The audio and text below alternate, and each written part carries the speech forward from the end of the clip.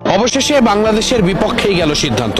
আইসিসির যে বোর্ড সভা হয়েছে, অর্থাৎ একটু আগেই হয়েছে, এবং সেই বোর্ড সভায় virtually Bangladesh cricket board president থেকে শুরু করে যেই সদস্য দেশগুলো আছে, পূর্ণ সদস্য দেশগুলো আছে, তারা সবাই সেখানে উপস্থিত ছিলেন। এবং সেই বোর্ড সভায় যে সিদ্ধান্ত এসেছে ভোটাধিকারের মাধ্যমে, অর্থাৎ প্রত্যেকটা দেশেরই ভোট নেওয়া হয়েছে। অর্থাৎ বাংলাদেশ যে দাবিটা তুলেছিল যে বাংলাদেশের ম্যাচগুলো আয়োজন করতে হবে ভারতের বাইরে বা শ্রীলঙ্কায়, সেই দাবি আসলে আর টিকছে না, কারণ বাংলাদেশের বিপক্ষেই সবাই ভোট দিয়েছে।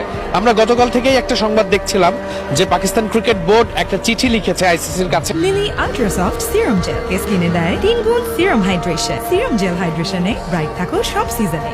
যে বাংলাদেশ যে দাবি তুলছে সেই দাবির পক্ষে তারা অবস্থান নিচ্ছে এবং সেই দাবির পক্ষে অবস্থান নিয়েছে, এবং এই চিঠির অনুলিপিটাও তারা পাঠিয়েছে অন্যান্য দেশগুলোকে। এমন খবর এসেছে, যদিও অফিসিয়াল আবার কিছুই না, কিন্তু আজকে আইসিসি যে একটা বোর্ড সভা ডেকেছে সেটা ছিল মোটামুটি অফিসিয়াল, এবং সেই বোর্ড সভায় সবাই ভার্চুয়ালি যুক্ত হয়েছেন। আমরা বেশ কিছু গণমাধ্যমে সবসময় ফলো রাখছিলাম। ESPN ক্রিকইনফো তো একেবারে লাইভ কভারেজ দিচ্ছিল সেই বোর্ড সভায় কি হচ্ছিল, লাইভ ওয়েবসাইট কভারেজ। কিন্তু সেই বোর্ড সভায় শেষ পর্যন্ত বলতেই হবে যে বাংলাদেশকে আসলে একটা দিন সময় বেঁধে দেওয়া হয়েছে এবং বাংলাদেশকে জানিয়ে দেওয়া হয়েছে যে বাংলাদেশ সরকারকে যেন জানানো হয় যে বাংলাদেশকে ভারতেই যেতে হবে বিশ্বকাপে অংশ নিতে হলে। এর কোনো আসলে বিকল্প কোনো পথ খোলা নেই। বাংলাদেশ যদি এই বিশ্বকাপ খেলতে না যায় তাহলে বাংলাদেশের বিকল্প দল হিসাবে স্কটল্যান্ডকে সেখানে রিপ্লেস করা হবে।